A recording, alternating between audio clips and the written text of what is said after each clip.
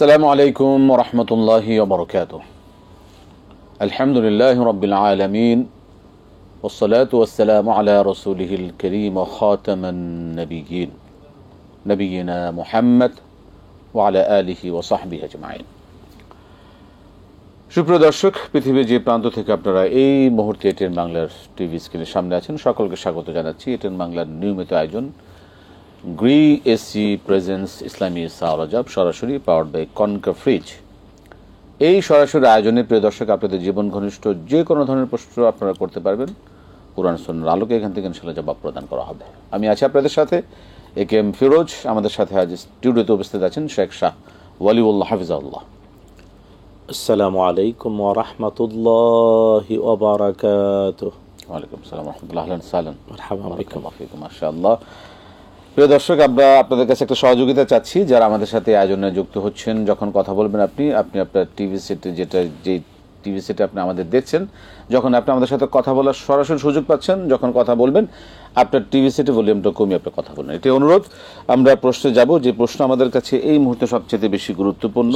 আমরা দেখতে দেখতে দীর্ঘ এক মাস রমাদানের পরে মোহতারাম, আমরা যে সময়টাতে এখন অবস্থান করছি, আসলে আমাদের এই মোমিনদের জন্য, মুসলমানদের জন্য প্রতিটা মুহূর্তে ইবাদতের আল্লাহ সুবহানাহু ওয়া তাআলা আমাদের জন্য ইবাদতের সুযোগ করে দিয়েছেন। মাস বলি, সপ্তাহ বলি, দিন বলি, ক্ষণ বলি, সেই দিনগুলো থেকে আমরা রমজানের একটি দীর্ঘ মাস আমরা সুন্দর ইবাদত করা আল্লাহ সুবহানাহু ওয়া তাআলা যে আমাদেরকে বাধ্যবাধকতার ক্ষেত্রে বিভিন্ন ফরজ ইবাদত, পাশাপাশি আমরা নফল ইবাদতগুলো করেছি। এরপরে যে একটি মাস শাওয়াল, সেই শাওয়ালের ক্ষেত্রে আমরা স্পেসিফিক আসলে কোন বিষয়টাকে ইবাদতের ক্ষেত্রে আমরা গুরুত্ব দিতে পারি, প্লিজ। আলহামদুলিল্লাহ ওয়াসসালাতু ওয়াসসালামু আলা রাসূলিল্লাহি ওয়া বা'দ। আকুলু বিল্লাহিত তাওফীক। দেখুন, রমাদান করিমের একটা মাস আমরা রোজা রেখেছি, সিয়াম সাধনা করেছি, এবং সিয়াম সাধনার পরে যেদিন আমরা ঈদুল ফিতর উদযাপন করেছি, ওই দিন থেকেই হজের মাস সূচনা হয়ে গিয়েছে। এবং এটা প্রত্যেকটি ঈমানদারের বোঝা উচিত যে আল্লাহ সুবহানাহু ওয়া তাআলা তিনি হজ এবং উমরায় কারা যাবে, হজ এবং উমরায় যাবে এক মাস রোজা রেখে পরিচ্ছন্ন জীবনের অধিকারী মানুষ, তাকওয়ার গুণে গুণান্বিত মানুষ, তারা যাবে হজে। এই জন্যে হজ এর মাস শুরু হয় ঈদুল ফিতরের দিন থেকে। আল্লাহ তাআলা কোরআন আল কারীমে স্পষ্ট করে বলেছেন, আউযু বিল্লাহি মিনাশ শাইতানির রাজিম, আল হাজ্জু আশহুরুম মা'লুমাত। হজ হলো নির্দিষ্ট কয়েকটি মাসে। রাসূলুল্লাহ সাল্লাল্লাহু আলাইহি ওয়াসাল্লাম নাম ধরে পরিচয় করিয়েছেন, হজের মাস হলো শাওয়াল, জিলকদ এবং জিলহজ। তাই যে ব্যক্তি তামাত্তু হজ করতে চায় অথবা কেরান হজ করতে চায়, সে ঈদুল ফিতরের দিনেই ইহরাম বেঁধে মক্কায় ঢুকতে পারে। সুবহানাল্লাহ। হজের মাস। আমরা এই হজ সম্পর্কে আরো কথা শুনবো, ইবাদতের একটা সুন্দর বিষয় ক্ষেত্রে একটা প্রশ্ন আমরা নিয়ে নিচ্ছি। দর্শক বলুন। আসসালামু আলাইকুম। ওয়া আলাইকুম আসসালাম। জি বলবেন। আমি মাহুন বলছি নওগাঁ থেকে। জি জি, আমি আমার প্রশ্ন এক নম্বর হলো যে আমরা যে হাত তুলে আল্লাহর কাছে দোয়া করি, তো এই হাত তোলার কোন নির্দিষ্ট সুন্নাহ পদ্ধতি আছে কিনা, এবং আমরা কিভাবে দোয়া করব, আর আমরা যদি কেউ দোয়ার বাক্যগুলি না বলতে পারি, যদি কোন মানুষ যদি না জানে ভাষা, তাহলে আমরা কিভাবে দোয়া করব? আর হলো আল্লাহ সন্তুষ্টির জন্য আমরা কি কি আমল বা দোয়া করব, আর পরকালের বা আখিরাতের বিপদগুলির জন্য আমরা কি কি দোয়া করতে পারি? ঠিক আছে, ধন্যবাদ। আমরা যা শুনছিলাম আমাদের সংক্ষেপে বিষয়কে আমরা একটু প্রশ্নে চলে যাবেন ইনশাআল্লাহ। তো শাওয়াল মাস হজের মাস, এই জন্যে হজের আনুষ্ঠানিকতা শুরু, এবং হজের সফরে যারা যেতে চান, যদিও আলহামদুলিল্লাহ বাংলাদেশে কিছুদিনের মধ্যেই হজের ফ্লাইট শুরু হবে, তো আমরা সবার কাছে বিনীত আবেদন করব হজ এবং উমরার পবিত্রতা সংরক্ষণ করতে, এবং এটা বুঝতে যে তাকওয়ার গুণে গুণান্বিত মানুষরা আল্লাহর মেহমান হয়ে লাব্বাইক আল্লাহুম্মা লাব্বাইক বলবে, তাইলেই তারা পৃথিবীতে বেঁচে থাকা অবস্থায় জান্নাতের সুসংবাদ পেয়ে ধন্য হবে। কারণ হজের ব্যাপারে রাসূলুল্লাহ সাল্লাল্লাহু আলাইহি ওয়াসাল্লাম স্পষ্ট করে বলেছেন, আল হাজ্জুল মাবরুর লাইসা লাহু জাযাউন ইল্লাল জান্নাহ। মাবরুর হজ, এর বিনিময়ে জান্নাত ছাড়া কিছুই নাই। শুধু তাই না, রাসূলুল্লাহ সাল্লাল্লাহু আলাইহি ওয়াসাল্লাম আরো বলেছেন, মান হাজ্জা ওয়া লাম ইয়ারফুস ওয়া লাম ইয়াফসুক রাজাআ কায়াউমি ওয়ালাদাতহু উম্মুহ। যে ব্যক্তি হজ করলো অথচ এর মধ্যে অশ্লীলতা, অপরাধ, পাপাচারিতা কিছুই করলো না, সেজন্য নবজাতক, তার মা যেদিন তাকে জন্ম দিয়েছিল এমন নবজাতক নিষ্পাপ হয়ে ফিরে এলো। সুতরাং আজকের মুসলিম বিশ্বের প্রত্যেকটা মানুষের পরিচ্ছন্ন পবিত্র জীবনের প্রয়োজনের বাস্তবতায় আমরা হজ এবং পাশাপাশি ওমরাকে আমাদের পরিচ্ছন্ন জীবনে দুনিয়ায় বেঁচে থাকা পরিচ্ছন্ন মানুষ তৈরির জন্য অবলম্বন করব। এবং অবশ্যই আমরা এই যে রমজান অর্থাৎ একটা মাস রোজা রেখে তারপরে হজ, এর ধারাবাহিকতাকে বিবেচনায় নিয়ে আল্লাহ তাআলার বন্দেগী করব। রব্বুল আলামিন আমিন। আল্লাহ পাক আমাদের সকলকে কবুল করুন। মহতারাম, পরবর্তী যে প্রশ্ন শুনলেন আমাদের মামুন সাহেবের, হাত তুলে দোয়ার এর সুন্নাহ পদ্ধতি আসলে কি? দেখুন, হাত তুলে দোয়া করাটা হলো এমনভাবে হাত তোলা, মৌলিকভাবে হাত তোলা সুন্নাহ, রাসূলুল্লাহ সাল্লাল্লাহু আলাইহি ওয়াসাল্লাম তুলেছেন, কিন্তু পদ্ধতি রাসূলুল্লাহ সাল্লাল্লাহু আলাইহি ওয়াসাল্লামের হাত তোলা পদ্ধতি যেমন বুকের বরাবর, সিনা বরাবর, এমনকি রাসূলুল্লাহ সাল্লাল্লাহু আলাইহি ওয়াসাল্লাম তার হাত দুটো আকাশের দিকে পর্যন্ত তুলেছেন আরাফার দিনে। এমনকি রাসূলুল্লাহ সাল্লাল্লাহু আলাইহি ওয়াসাল্লাম বগলের শুভ্রতা অর্থাৎ দুই বগলের নিচের সাদা শুভ্রতাও সাহাবায়ে কেরাম দেখেছেন। শুধু তাই না, রাসূলুল্লাহ সাল্লাল্লাহু আলাইহি ওয়াসাল্লাম আরাফাতের মাঠে এক হাতে তার উটনি কাসওয়ার রশি ছিল, একবার রশিটা পড়ে গেল, রাসূলুল্লাহ সাল্লাল্লাহু আলাইহি ওয়াসাল্লাম একটা হাত আকাশের দিকে তুলে তারপর বাম হাত দিয়ে ওই রশিটা আবার উঠালেন। তার মানে রাসূলুল্লাহ সাল্লাল্লাহু আলাইহি ওয়াসাল্লামের জীবন থেকে হাত তোলার পদ্ধতির অনেকগুলো বাস্তবতা প্রমাণিত। বুক পর্যন্ত হাত তোলা, অথবা উপরে তোলা, অথবা একেবারে বগল দেখা যায় একবারে হাত, এমনকি এক হাত তুলে দোয়া, এগুলো সবই প্রমাণিত। মূল কথা হলো যে হাত তুলতে হবে এমন যাতে প্রকাশ পায় আজিজি ইনকিসারি, অর্থাৎ প্রকাশ পায় আমি দুর্বল মহান সত্তার কাছে চাচ্ছি, আমি অভাবী, আমি অভাবহীন সত্তা যিনি ধনী তার কাছে চাচ্ছি, আমি দরিদ্র অসহায় চাচ্ছি দাতা দয়ালু মহান আল্লাহ তাআলা। বিনয় আনুগত্য এবং প্রকাশ পাবে নিজের নমনীয়তা। এটাই চমৎকার, আল্লাহ তৌফিক। আচ্ছা, সেই ক্ষেত্রে এটার সাথে আমি একটা সম্পর্ক জানতে চাই, সেক্ষেত্রে হাত মেলানো আর হাত ফাঁক করার ক্ষেত্রে কোনো বৈশিষ্ট্য? এগুলো আমাদের দেশে অনেক এমনি ব্যক্তি সে তার মানে বিনয় নম্রতা প্রকাশ করতে গিয়ে যেভাবে, এটা শরীয়ত এভাবে এটাকে ফরজ ওয়াজিব করে একেবারে এই পদ্ধতি হলে এমনটা করেনি। মূলত মূল বিষয়টা হলো প্রকাশ পাবে বিনয় নম্রতা এবং আমি ছোট চাচ্ছি মহানের কাছে, আমি ভিক্ষুক চাচ্ছি দাতা আল্লাহ তাআলার কাছে, এটাই প্রকাশ পাবে। এবং এটা প্রকাশ পেতে গিয়ে ব্যক্তি যেভাবে হাত রাখে এটাই মানে নিজেকে সমর্পণ, সারেন্ডার 100%।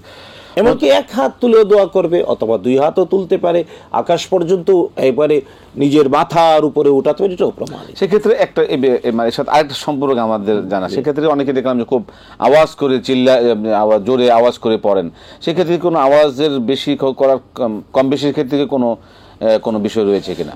দেখুন, এই ক্ষেত্রে দুইটাই প্রমাণিত। মানে চিৎকার করে বলা এর নাম দোয়া, দোয়া মানে আওয়াজ করে বলা, আর চুপি চুপি বলার নাম মুনাজাত। তাই মুনাজাত হলো চুপি চুপি বলা, ব্যক্তি চুপি চুপি বলবে, আল্লাহ শুনেন, কারণ আল্লাহ তাআলা সবকিছু শুনতে পান। আর চিৎকার করে বলল, ব্যক্তি তার আবেগ প্রকাশ করে বলল, এটাও প্রমাণিত। সুতরাং যে পরিবেশে যেভাবে দোয়া করতে হয়, ব্যক্তি তার নিজের সুস্থ বিবেক দিয়ে আবেগ উজাড় করে ভালোবাসার সাথে আল্লাহর কাছে। চমৎকার। সুতরাং এটাতে মানে চিৎকার করা যাবে না, আবার চুপি চুপি করতে হবে না, দুই পদ্ধতি প্রমাণিত। ব্যক্তি তার সুস্থ বিবেক দিয়ে যেভাবে আল্লাহকে ডাকতে চায় ডাকতে পারে। চমৎকার। আমরা একটা প্রশ্ন নেব, দর্শক বলুন। আসসালামু আলাইকুম। ওয়ালাইকুম আসসালাম ওয়া রাহমাতুল্লাহি ওয়া বারাকাতুহু। জি বলুন কি প্রশ্ন আপনার? জি, আমার প্রশ্ন ছিল, প্রথমত মেয়েদের কি ছেলেদের মতো প্রতি শুক্রবার দিন গোসল করা ওয়াজিব শরীর থাকলেও? আচ্ছা, ধরেন মেয়েরা অনেক সময় ব্যস্ত থাকে, তার জন্য আগে কি নামাজ পড়ে নেওয়া যাবে? এক নম্বর কথা। আর দুই নম্বর কথা হইলো, আমি কিছু ধরেন অনেক মানুষের কাছে টাকা পাই, এখন ওগুলো আর পাওয়ার কোনো আশাও নাই, আমি যাকাতের দিকে চেপে দিয়ে ওদেরকে মাফ করে দিতে পারি? যাকাতের খাতে ফেলে দিবেন কিনা? জি জি। ঠিক আছে, ঠিক আছে, ধন্যবাদ। আর আমার 100 বছরের উপরে বয়স মা আছে, তো তো উনি তো সবসময় গোসল করাইতে পারি না, বা করাইতে গেলেও আমার আবার দেরি হয়, এই জন্য আমি একটু আগে নামাজটা পড়ে নিয়ে এটা একটু অবশ্যই বুঝে বলবেন। আমি আগে গোসল না করে নামাজ জোহরটা পড়তে পারবো কিনা, কেননা আমার অনেক সময় দেখা গেছে তাহলে অনেক দেরি হয়ে যায়। গত শুক্রবার দিন আমার খুব কান্না আসছে, আমি 3টা বেজে গেছে, গোসল করতে পারতেছিলাম না, একটু সমস্যা হয়ে গেছে, না অনেক বেশি অসুস্থ। ঠিক আছে, জি, আমরা প্রশ্ন নিয়েছি, ধন্যবাদ। আপনি শুনবেন, মোহতারাম জবাব দিবেন। ওয়ালাইকুম সালাম ওয়া রাহমাতুল্লাহ। মোহতারাম, দোয়া যদি কেউ কিছু সেরকম, আমরা আলেমরা বা যারা একটু জানেন অনেক বিভিন্ন দোয়া টোয়া জানেন, কিন্তু আমরা যারা দোয়া করতে ভাষা আরবি জানেন না, জানেন না, সেই ক্ষেত্রে তাদের দোয়ার জন্য কি আসলে কিভাবে কি করতে পারেন? দেখুন, বুঝতে হবে যে আল্লাহ সুবহানাহু ওয়া তাআলা তিনি কে। ইব্রাহিম আলাইহিস সালাতু ওয়াস সালাম আল্লাহ তাআলার পরিচয় দিতে গিয়ে বলেছিলেন, রাব্বুনাল্লাযী আ'তা কুল্লা শাইইন খালকাহু সুম্মা হাদা। আমার রব তিনি, যিনি সবাইকে সৃষ্টি করেছেন এবং সৃষ্টি করার পরে তার কি কি প্রয়োজন, কি তার লাগে তা ফুলফিল করেছেন। এই জন্য আল্লাহ হলেন সেই মহান সত্তা যিনি আমাদের স্রষ্টা, যিনি আমাদেরকে ভালোবাসেন এবং ভালোবেসেই তিনি তৈরি করেছেন। আক্ষরিক বাস্তবতায় ফেরেশতাদের প্রতিবাদ সত্ত্বেও তিনি আমাদেরকে সৃষ্টি করেছেন, আমাদের আদিপিতা আদম আলাইহিস সালামকে সৃষ্টি করেছেন।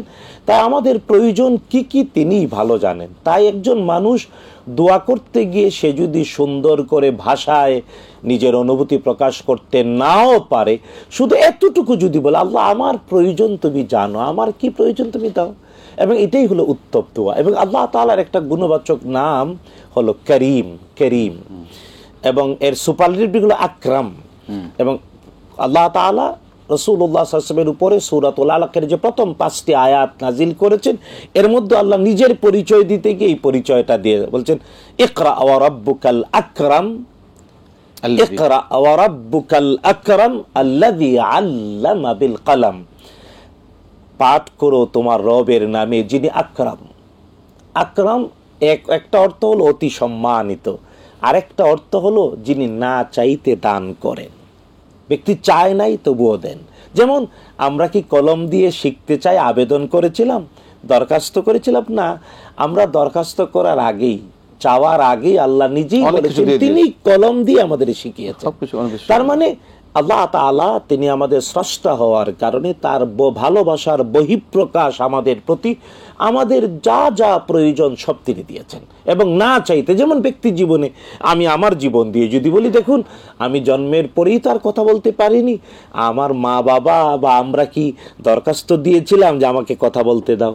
হাত দিয়ে জন্মের পরে হাত ছোট ছোট ছিল, অনেক কিছু ধরা যেত না, কিন্তু এমনি মুষ্টিবদ্ধ হাত, কিন্তু ধরা যেত না। হাতের শক্তি, পা ছিল, পা দিয়ে চলার শক্তি ছিল না, পা দিয়ে যাতে হাঁটতে পারি, হাত দিয়ে যাতে ধরতে পারি, মুখ দিয়ে যাতে কথা বলতে পারি, বুঝার শক্তি। এই জন্য কি প্রত্যেকবার দরখাস্ত করা লাগছিল, আবেদন করা লাগছিল, কোন হুজুর দিয়ে আল্লাহর কাছে পাঠানো লাগছিল না, বরং আল্লাহ তাআলা তিনি প্রয়োজন মাফিক যখন যেটা প্রয়োজন সব দিয়ে দিয়েছেন। তাই আল্লাহ তাআলা তিনি হলেন করিম, শুধু তাই না, তিনি আকরাম, অন্তর্যামী, তিনি সবকিছু বুঝেন। তাই একজন মানুষ তার প্রয়োজনের কথা ভালোবাসা দিয়ে বলতে পারে না, দরকার নাই, সে শুধু বলবে আল্লাহ আমার কি প্রয়োজন সব দাও, আমার যা কল্যাণ তুমি দাও, রাইট, ফিনিশ, আর কিচ্ছু লাগে না।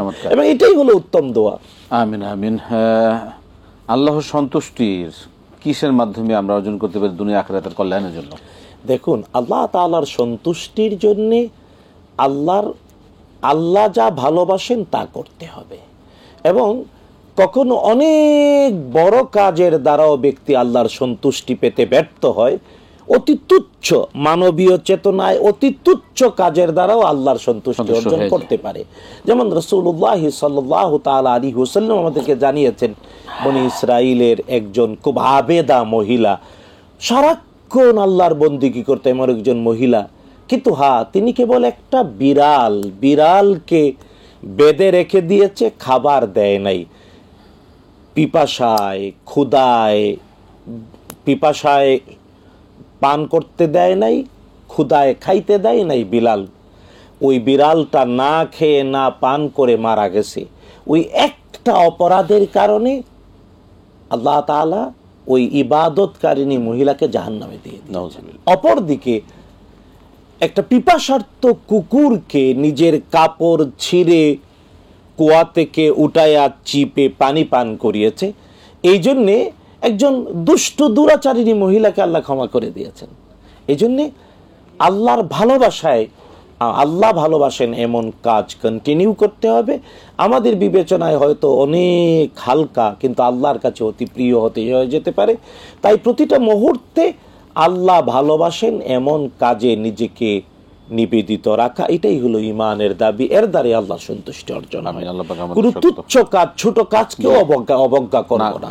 রাইট, আমরা একটা প্রশ্ন নিচ্ছি, দর্শক বলুন। আসসালামু আলাইকুম। হ্যাঁ, ওয়ালাইকুম আসসালাম। জি, আমার প্রথম প্রশ্ন হলো যে ওই রমজানের শেষ দশকে একটা দোয়ার কথা বলেছিলেন, 4টা কোরআনের মাজিদে দোয়া আর একটা হাদিসে দোয়া। এর মধ্যে একটা দোয়ার অর্থ ছিল যে হে আল্লাহ, তুমি আমাকে নামাজি করো এবং আমার পরিবার পরিজনদেরকে নামাজি করো। এই আয়াতটা কোরআন মাজিদে কোন সূরার কত নম্বর আয়াত যদি সাহেবের জানা থাকে তাহলে একটু বললে আমি কোরআন মাজিদ থেকে দেখে পড়তে পারবো সুবিধার জন্য আমার। ঠিক আছে। আর আরেকটা প্রশ্ন হলো, রমজান মাসে যদি কেউ ওমরা করে তখন দিনের বেলা তাওয়াফ করার পরে আমরা যে 7বার কাবা শরীফকে 7 চক্কর দেওয়ার পরে যে পানি খাই, তখন রমজান মাসে তো আমরা রোজা রাখবো, তাহলে সেক্ষেত্রে আমরা পানিটা পান না করলে কি আমাদের তাওয়াফটা পরিপূর্ণ হবে কিনা? মানে আমরা 7 চক্কর দেওয়ার পরে পানি পান না করে নামাজ 2 রাকাত নামাজ পড়লে কি আমাদের তাওয়াফটা পরিপূর্ণ হবে কিনা, এটা একটু বলবেন। ধন্যবাদ। আর আরেকটা প্রশ্ন ছিল, আমি সেদিন মানে কি ফজরের নামাজ পড়ার উঠার কিছুক্ষণ আগে একটা স্বপ্ন দেখছি যে আমি একটা মানে কি কবরস্থান দিয়ে উপরে উঠতেছি, মানে সিঁড়ি, মানে 2 পাশে কবরস্থান, আমি সিঁড়ি দিয়ে উপরে উঠতেছি এবং আমি কবরস্থান দেখে মানে কি সংক্ষিপ্ত ভাবে বলছি আসসালামু আলাইকুম আহলাল কবর, এই বলে আমি কবরস্থানের উপর দিয়ে মানে কি 2 পাশে কবরস্থান, মাঝখান দিয়ে সিঁড়ি দিয়ে আমি উপরে উঠতেছি। এই মানে কি এই স্বপ্নের ব্যাখ্যা যদি সাহেবকে জানা থাকে একটু বলবেন। জি, আসসালামু আলাইকুম। মোহতারাম, আমরা প্রশ্ন শুনলাম, জবাব ইনশাআল্লাহ শুনবো। একটা বিরতিতে যেতে হচ্ছে, ফিরে এসে ইনশাআল্লাহ আমরা জানবো। প্রিয় দর্শক, আপনারা দেখছেন গ্রি এসি প্রেজেন্স ইসলামী সাওয়াল জব, সরাসরি পাওয়ার্ড বাই কনকা ফ্রিজ। সময় হলো বিরতিতে যাবার, ফিরছি বিরতির পর আবার ইনশাআল্লাহ আপনাদের সাথে আয়োজনে। আসসালামু আলাইকুম রহমতুল্লাহি ওয়া বারাকাতুহু। প্রিয় দর্শক, ফিরে এলাম বিরতির পর। গ্রি এসি প্রেজেন্স ইসলামী সাওয়াল জব, পাওয়ার্ড বাই কনকা ফ্রিজ, এই সরাসরি আয়োজনে আমরা বিরতির আগে যে প্রশ্নগুলো শুনছিলাম এর মধ্যে দর্শকের একজন অপেক্ষা আছেন, প্রশ্নটা নিচ্ছি আমরা। জি দর্শক বলুন। আসসালামু আলাইকুম। ওয়ালাইকুম আসসালাম ওয়া রাহমাতুল্লাহি ওয়া বারাকাতুহু। হুজুর ভালো আছেন? আলহামদুলিল্লাহ। আমার প্রথম নম্বর প্রশ্ন হচ্ছে সূরা আল বাকারার 114 নম্বর আয়াত, তাদের চেয়ে জালিমার কে আছে যারা আল্লাহর মসজিদ সমূহে ইবাদত করতে বাধা প্রদান করে? এই ব্যক্তিটা কারা? যেমন আমাদের এলাকায় হিসেবে কিছু অনুসারী আছে, মাগরিবের সালাত যারা ফেল করে তারা ফরজ সালাত আদায় করে, কিছু লোক জামাতেও আদায় করে, এবং এক পার্টি আছে যে যারা জোরে জোরে জিকির করে। এই ব্যক্তিরা ওই আয়াতের আওতায় পড়ে কিনা? 2 নম্বর হচ্ছে 111 নম্বর আয়াত সূরা আল বাকারার, যে ইহুদিরা বলছে আমরাই জান্নাতি এবং নাসারাও বলছে আমরা জান্নাতি। এই আয়াতের মোটামুটি সালে নজর একটু জানতে চাই। আসসালামু আলাইকুম। ঠিক আছে, ধন্যবাদ। জি মোহতারাম, এর আগে প্রশ্ন ছিল কোন আমলের দ্বারা, কিসের দ্বারা আসলে আমরা বিপদ আপদ বালায় মুসিবত দুনিয়া আখিরাত থেকে মুক্তি লাভ করতে পারি? না, ব্যাপারটা হলো যে নির্দিষ্ট করে তো এই কোন আমল এটা না বলে, বরং খেয়াল রাখতে হবে আল্লাহ তাআলা যা নিষেধ করেছেন তা থেকে বেঁচে থাকা আদেশ, এবং যা আদেশ করেছেন তা বাস্তবায়ন করা। ঠিক এমনি রাসূলুল্লাহ সাল্লাল্লাহু তাআলা আলাইহি ওয়াসাল্লাম যা করতে আদেশ করেছেন, উদ্বুদ্ধ করেছেন তা করা, আর যা থেকে নিষেধ করেছেন তা থেকে বেঁচে থাকা। মৌলিকভাবে এই 2টি বিষয় জেনে রাখলে, একটা হলো আল্লাহ এবং তার রাসূলের আদেশ পালন, 2 নম্বর আল্লাহ এবং তার রাসূলের নিষেধ থেকে বেঁচে থাকা। আদেশ পালন, নিষেধ থেকে বেঁচে থাকার বাস্তবতায় যে কোনো ছোট কাজের দ্বারাও আল্লাহ পরকালীন মুক্তি নিশ্চিত করে দিতে পারেন, এটা অসংখ্য প্রমাণ আছে। আল্লাহ তাআলা বুঝার তৌফিক। আমিন আমিন। মেয়েদের জুমাবারে গোসলের ক্ষেত্রে কোনো বিধিনিষেধ বা আগে পরের ক্ষেত্রে এবং নামাজ আগে পড়ার ক্ষেত্রে কোনো না? ব্যাপারটা হলো জুমার দিনে নারী পুরুষের গোসল করা হলো সুন্নাহ। তবে হ্যাঁ, কিছু কিছু ফুকাহা বলেছেন রাসূল সাল্লাল্লাহু আলাইহি ওয়াসাল্লাম যেহেতু আদেশ করেছেন জুমার দিন সপ্তাহের ঈদের দিন, তাই ওই দিন পরিচ্ছন্ন হবে, পবিত্র হবে, তাই গোসল যার ওয়াজিব না, অর্থাৎ যার উপরে গোসল ফরজ না, তারাও গোসল করবে। তো এটাকে কেউ কেউ বলেছেন যে এটা ওয়াজিব, কিন্তু মৌলিকভাবে জমহুর উলামাদের অভিমত হলো জুমার দিনে কেউ যদি পবিত্র শরীরে থাকে তার জন্য গোসল করাটা বাধ্যতামূলক না। তবে রাসূলুল্লাহ সাল্লাল্লাহু আলাইহি ওয়াসাল্লামের আদেশ পালন করার জন্য সে করবে অতিরিক্ত সওয়াবের আশায় সুন্নাহ হিসেবে। কিন্তু একেবারে আমাদের বোন বলে ফেললেন ওয়াজিব। যদি আপনি সাধারণ পবিত্র শরীরেও জুমার দিনে গোসল করাকে ওয়াজিব বলে ধরে নেন, আপনি যদি ওয়াজিব বলে, যেহেতু ফুকাহাদের অভিমত আছে, আপনার অধিকার আছে বলতে পারেন ওয়াজিব, তাইলে আপনি চেষ্টা করবেন গোসল করেই সালাত আদায় করতে। আর যদি আপনি বলেন না, ফ্লেক্সিবিলিটি আছে, যেহেতু এটা সুন্নাহ, যেহেতু গোসল যদি কারো উপরে ফরজ না হয় তাইলে সে গোসল না করেও জুমার নামাজ বা জোহরের সালাত আদায় করতে পারে জুমার দিনে, বা জুমার নামাজেও যেতে পারে। আপনি সুন্নাহ হিসেবে গ্রহণ করলে কোনো সমস্যা নাই। বিষয়টা হলো আপনি যে অভিমতটাকে প্রাধান্য দেবেন এর ভিত্তিতে আপনাকে অ্যাডভান্স হতে হবে। সেক্ষেত্রে আমাদের দর্শকের তার একটা অপারগতার ক্ষেত্রে বললেন তো, এই জন্য বলছি যে তার আম্মা প্রায় 100 বছরের বয়সের উপরে মাকে গোসল করাতে গিয়ে একটু দেরি হয়, সব মিলিয়ে আপনার মানে নারী পুরুষ যাদের উপরে গোসল ফরজ হয় নাই, এই অবস্থায় জুমার দিনে আপনি সুন্নাহ হিসেবে গোসল না করেও জুমা আদায় করতে পারেন।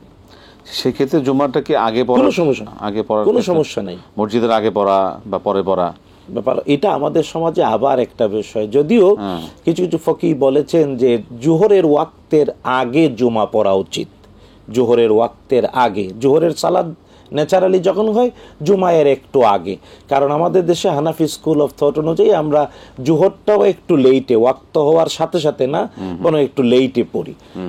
তো এই জন্যে মূলত হানাফি স্কুল অফ থট যেহেতু আমাদের এই সাবকন্টিনেন্টে চর্চা হয়, এতে আমরা জুমা এবং জোহর একই সময়ে হয়, সুতরাং ওই আগে পরের প্রশ্নটা আমাদের এখানে ধর্তব্য নয়। যারা ন্যাচারালি সব ওয়াক্ত আগে পড়েন, যেমন সৌদি আরব, ওনারা ওয়াক্ত হওয়ার সাথে সাথেই 15 মিনিটের মধ্যে আগে পরে কোনো সমস্যা নেই। কিন্তু আমাদের সমাজে আমরা যেহেতু জোহরটা একটু ওয়াক্ত হওয়ার মিনিমাম ঘন্টা 1.5 ঘন্টা পরে পড়ি, ঘন্টাখানেক তো, কারণ বাসায় পড়লে তো মহিলারা জোহরই পড়বেন, সেই জোহরটা আপনি জোহরের রক্তের আগে পরে সেক্ষেত্রে কোনো সীমাবদ্ধতা হলেই পড়তে পারবেন। জুমার আগে পরে বিষয়টা নিয়ে এটা নিয়ে চিন্তিত হওয়ার কারণ নেই। আমরা পরবর্তী প্রশ্নে যাব, যে সেটা হচ্ছে যে কিছু টাকা পান কারো কাছে, সেই টাকাটা না পাওয়ার আশঙ্কা আছে, সেই টাকাটাকে আমি যাকাত হিসেবে ধরে পরিশোধ আমি করতে পারি কিনা যাকাতের খাতে নিয়ে? না, ব্যাপারটা হলো যে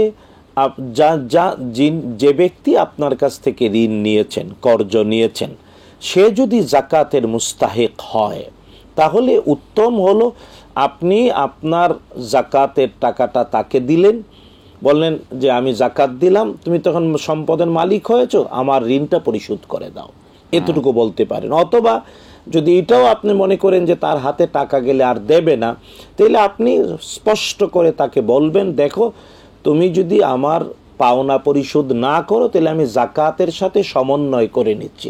তাকে সরাসরি জানাতে হবে, কারণ জাকাত মানেই ব্যক্তির অধিকার, তার মালিকানা। সুতরাং ব্যক্তিকে মুখে বলে অথবা হাতে দিয়ে তার মালিকানা নিশ্চিত করলে আপনার জাকাত আদায় হবে, এর আগে হবে না। আমি আবার বলছি, জাকাত মানে মুস্তাহিক বা জাকাতের পাওনাদারের হক, মানে জাকাত গ্রহণ করার তার কোয়ালিটি থাকতে হবে, যোগ্যতা থাকতে হবে। জাকাত খাওয়ার মতো যোগ্য হয় প্রথম শর্ত। 2 নাম্বার, তাকে আপনি হাতে নগদ দিতে হবে অথবা মৌখিকভাবে তাকে কনফার্ম করতে হবে তুমি জাকাতের হকদার, আমার জাকাতের টাকা এতে সমন্বয় করে নিচ্ছি, কারণ সে মালিক হতে হবে ওই টাকাটার। সুতরাং সে যখন বুঝবে নগদ হাতে পেয়ে মালিক, অথবা মৌলিকভাবে আপনি তাকে বলে দিচ্ছেন যা সমন্বয় করে নিচ্ছেন, তখন সে সম্মত, তেলে জাকাত আদায় হবে। নিজে নিজে কেবল অন্ধকারে থেকে আপনি নিয়ত করলেন সে কিছুই জানে না, তেলে আদায় হবে না। জি, আহসান মোহতারাম, বারাকাল্লাহ ফিক, হায়াকাল্লাহ। পরবর্তী প্রশ্ন হচ্ছে যে দোয়ার ক্ষেত্রে যে একটি দোয়ার কথা আপনি বলেছিলেন, এটা কোন সূরা, কত নম্বর আয়াত? না, রব্বি জাআলনি মুকিমাস সালাতি ওয়া মিন যুররিয়্যাতি রাব্বানা ওয়া তাকাব্বাল দুআ। আল কোরআন আল কারীমের সূরাতুল ইব্রাহিম 14 নম্বর সূরার 40 নম্বর আয়াত। সূরাতুল ইব্রাহিম 14 নম্বর সূরা, 114টি সূরার 14 নম্বর সূরা এর 40 নম্বর আয়াতে ইব্রাহিম আলাইহিস সালাম তিনি আল্লাহর কাছে দোয়া করেছেন, রব্বি জাআলনি মুকিমাস সালাতি ওয়া মিন যুররিয়্যাতি রাব্বানা ওয়া তাকাব্বাল দুআ। আহসান। এটা আয়াতের শেষের দিকে এটা পাবেন। জি জি। আমরা একটা প্রশ্ন নেব, দর্শক বলুন। আসসালামু আলাইকুম। আসসালামু আলাইকুম। ওয়ালাইকুম সালাম ওয়া রাহমাতুল্লাহ। ওয়ালাইকুম সালাম। আসসালামু আলাইকুম। ওয়ালাইকুম সালাম, বলুন কি প্রশ্ন আপনার? আচ্ছা হুজুর, আমার প্রশ্ন হচ্ছে যে ফরজ নামাজ শেষে সম্মিলিতভাবে মোনাজাত করা যাবে কিনা, হাত তুলে মোনাজাত করা যাবে কিনা সম্মিলিতভাবে? আচ্ছা, ঠিক আছে, এটা আমার প্রশ্ন। ধন্যবাদ। আমরা শুনবো আপনার বিষয়ে, আপনি শুনবেন। মহতারাম, প্রশ্ন হচ্ছে আমরা যাব, কিন্তু এর একটা সময় হয়ে গেল, আবারও বিরতিতে যাবার, ফিরে এসে ইনশাল্লাহ আমরা সকল প্রশ্নের জবাবই শুনবেন ইনশাল্লাহ। প্রিয় দর্শক, আপনারা দেখছেন গ্রি এসি প্রেজেন্স ইসলামী সালজাব সরাসরি আয়োজন। সময় হলে আবারও বিরতিতে যাবার, ফিরছি বিরতির পর আবার ইনশাল্লাহ আপনাদের সাথে আয়োজন। আসসালামু আলাইকুম রহমতুল্লাহি ওয়া বারাকাতুহু। প্রিয় দর্শক, ফিরে এলাম বিরতির পর Gree AC presents Islami সালজাব power by Konka fridge সরাসরি আয়োজনে আবারও আপনাদের সকলকে স্বাগত জানাচ্ছি। প্রিয় দর্শক, আমরা শুনছিলাম বিরতির আগে যে প্রশ্নগুলো। মহতারাম, যে প্রশ্নটা বিরতির পর শুনবো, রমাদানে উমরা করার সময় তো তাওয়াফের পরে পানি খাওয়ার সুযোগ হয় না, সেই ক্ষেত্রে কি আমাদের থেকে কোনো সওয়াব কম, বা এটাকে কোনো হজের উমরার ক্ষেত্রে কোনো সমস্যা কিনা? না, মূল ব্যাপারটা হলো যে এটা হলো সুন্নাহ, এটা ওয়াজিব নয়, ফরজ নয়। ব্যক্তি যখনই কাবাগরকে তাওয়াফ করবে, 7 চক্কর শেষ করার পরে জমজমের পানি পান করা, এটা হলো সুন্নাহ। আর 2 রাকাত নামাজ পড়া মাকাম ইব্রাহিমের পিছনে, এটাও মানে বেশ কিছু মাযহাব অনুযায়ী সুন্নাহ, কিন্তু হানাফি মাযহাব অনুযায়ী ওয়াজিব। তো জমজমের পানি পান করাটা হলো সুন্নাহ। সুযোগ থাকলে করবে, না করলে কোনো কমতি হবে না, সওয়াবের কোনো অসুবিধাও হবে না।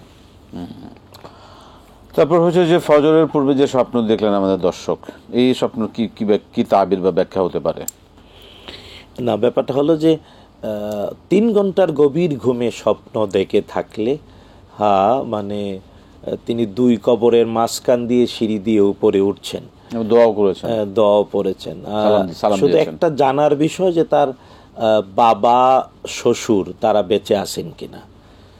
যদি বাবা শ্বশুর বেঁচে না থাকেন, তাদের জন্য বেশি বেশি দোয়া করবেন।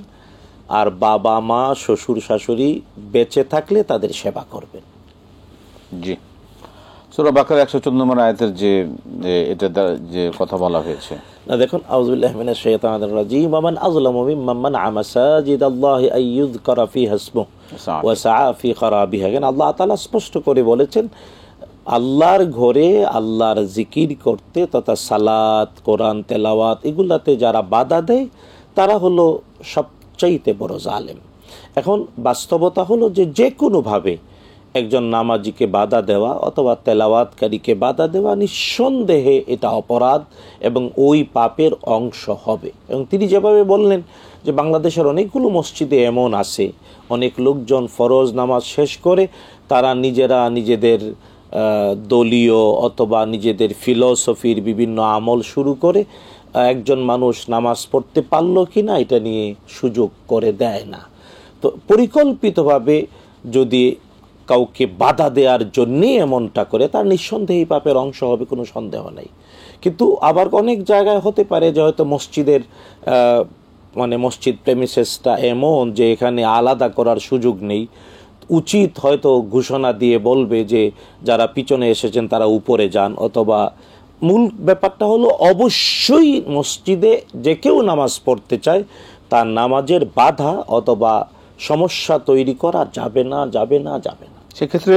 এবং এটা জিকির, আজকার অথবা নির্দিষ্ট বই পড়া যা কিছু দিয়েই হোক না কেন, কাউকে নামাজে অথবা তেলাওয়াতে মসজিদে বাধা দেওয়া যাবে না। যদি দেয় তাহলে নিঃসন্দেহে বড় জালেম বা পাপী হবে। সেক্ষেত্রে মোহতারাম, উনি একটা কথা খুব উল্লেখ করলেন যে নামাজের জন্য, তো সেক্ষেত্রে মসজিদে তো অন্যান্য সকল ইবাদত থেকে সালাতটাকে সবচেয়ে বেশি প্রায়োরিটি দেয়, নিঃসন্দেহে দেওয়া উচিত না। এখানে ব্যাপারটা হলো যে জামাত শেষ হয়ে গেল, তখন হয়তো কেউ মাসবুক হয়েছেন অথবা কেউ দেরিতে এসে 2-3 জনে দ্বিতীয় জামাত করছেন, তো তাদের যাতে বাধা, তাদেরকে সুযোগ না দিয়ে আমি জিকির শুরু করলাম বা বই পড়া শুরু করলাম, এটা অপরাধ। কারণ জিকির করব বা বই পড়ব বা হাদিস পড়ব, যে কোনো বই, যে কোনো আলোচনা করব, এই ক্ষেত্রে অবশ্যই নামাজির প্রায়োরিটি, এক্স্যাক্টলি নামাজি সবার আগে। রাইট। ঘোষণা দিয়ে এমনভাবে করতে হবে যাতে জায়গা আলাদা করে দিতে হবে, যাতে ব্যক্তির নামাজের কোনো সমস্যা না হয়, এটা খেয়াল রাখতে হবে। এটাকে অবশ্যই খেয়াল রাখা উচিত। আমরা প্রশ্ন নিব, দর্শক বলুন। আসসালামু আলাইকুম। ওয়ালাইকুম আসসালাম ওয়া রাহমাতুল্লাহি ওয়া বারাকাতুহু। খায়ের আরিফ। জি আরিফ সাহেব, ইয়াক। আমার প্রশ্ন মুহতারামের কাছে যে প্রথম আমরা দোয়া করার সময় কি প্রশংসা করব আল্লাহ তাআলার, নাকি প্রথমে ইস্তিগফার করব? এই ক্ষেত্রে রব্বানা যালামনা আনফুসানা না, এটা কি ইস্তিগফার হিসেবে গণ্য করা হবে? আচ্ছা, আসসালামু আলাইকুম ওয়া রাহমাতুল্লাহ। ঠিক আছে, ধন্যবাদ। আমরা শুনবো আপনার বিষয়ে।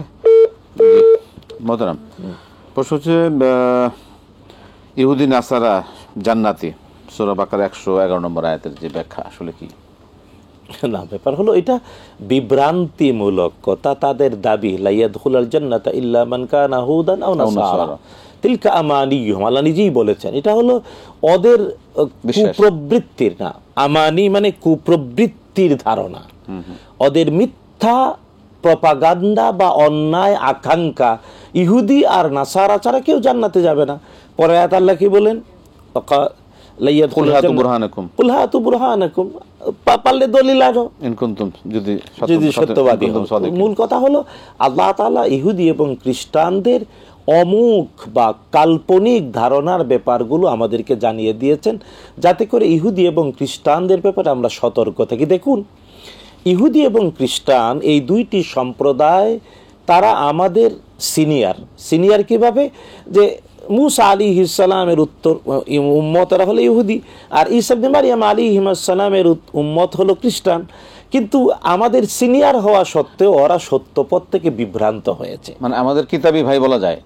কিতাবী ভাই তো বটেই, ওরা আমাদের আগে আসছে, কিন্তু দুর্ভাগ্য ওরা বিভ্রান্ত। এই জন্য আল্লাহ তাআলা ওদের সাথে আমাদের পরিচয় করিয়েছেন। এমনকি সূরাতুল ফাতিহা এর সর্বশেষ আয়াতে প্রত্যেক নামাজে আমরা তেলাওয়াত করে আল্লাহকে বলি গায়রিল মাগদুবি আলাইহিম ওয়ালাদ-দাল্লিন।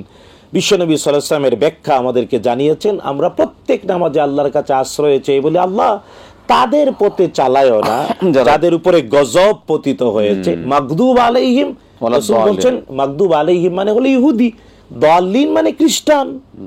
তাই প্রত্যেক নামাজে বলি আল্লাহ ইহুদিদের পথে, খ্রিস্টানদের পথে আমাদের চালায়ও না, যারা বিভ্রান্ত, যারা আল্লাহর গজবে নিপতিত ইহুদি আর সত্য থেকে বিভ্রান্ত হলো খ্রিস্টানরা। তো আল্লাহ সূরাতুল ফাতিহায় যেখানে আমাদের শিখিয়েছেন ইহুদি এবং খ্রিস্টানদের থেকে আশ্রয়, তাই আল্লাহ নিজেই আমাদেরকে ওদের আচার আচরণ, আখলাক, বৈশিষ্ট্য, ধারণা, বিশ্বাস সব কোরআনে কারীমে আমাদেরকে জানিয়ে দিয়েছেন, যাতে করে একজন ঈমানদার কখনো ইহুদি অথবা খ্রিস্টানদের চর, দালাল অথবা পিছনে চলা অথবা অনুকরণ না করে। এই জন্যে ওদের সব বিষয়গুলো কোরআন এবং সুন্নায় স্পষ্ট হয়েছে। আল্লাহ তাআলা আমাদের হেদায়েত নসিব করুন। স্পষ্ট আয়াত হচ্ছে ইয়া আইয়ুহাল্লাযীনা আমানু লা তাত্তাখিযুল ইয়াহুদা ওয়ান নাসারা আউলিয়া মিন দুনিল মুমিনিন, যারা এমনটা করবে তারা সত্য থেকে বিভ্রান্ত। বাদুম আউলিয়া বাদ।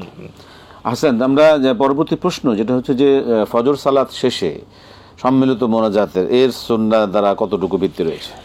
দেখুন, ফরজ সালাতের পরে রাসূলুল্লাহ সাল্লাল্লাহু তাআলা আলাইহি ওয়াসাল্লাম অনেকগুলো তাসবিহ করেছেন এবং চুপি চুপি আল্লাহকে চেয়েছেন। জেনে রাখা উচিত মোনাজাত শব্দের অর্থই চুপি চুপি চাওয়া, আর দোয়া মানে চিৎকার করে। সম্মিলিতভাবে হয় দোয়া, সম্মিলিত মোনাজাত হয় না। মোনাজাত মানেই হলো চুপি চুপি বলা, মোনাজাত মানে নিজে নিজে আমল করবে।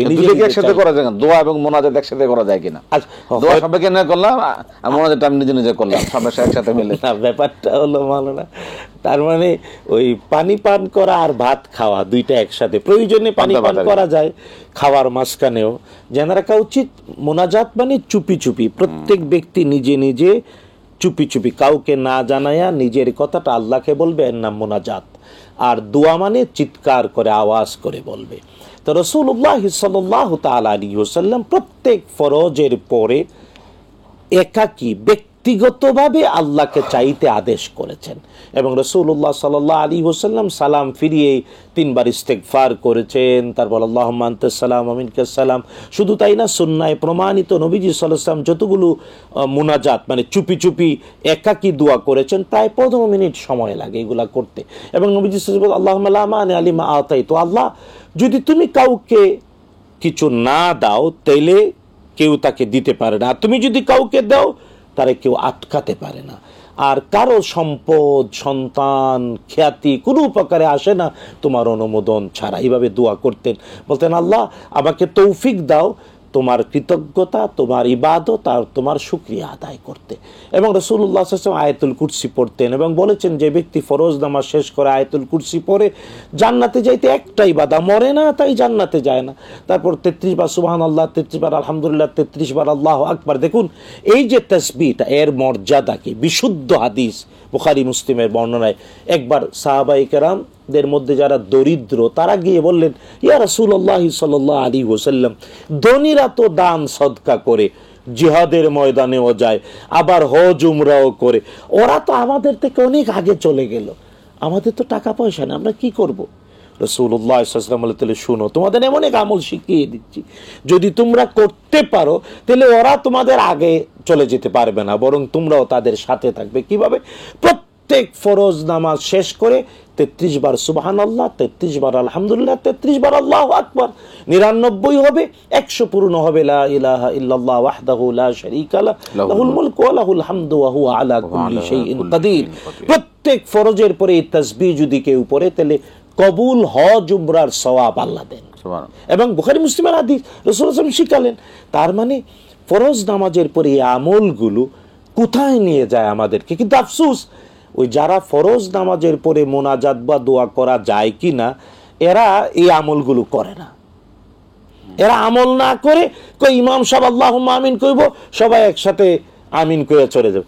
না, লক্ষ কোটি বার ইমামের সাথে মিলে একসাথে দোয়া করলেও এই কল্যাণ পাওয়ার কোনো ফেব্রিকেটেড হাদিসও নাই, মিথ্যা মানে দুর্বল মিথ্যা হাদিসও নাই, বরং উচিত সুন্নায় প্রমাণিত আমলগুলো করা। তারপরে আমলগুলো শেষ করার পরে যদি এই আমল করার পরে একসাথে দোয়া করতে চাই, করতেই পারে, এটা সম্পূর্ণ আলাদা নামাজের অংশ।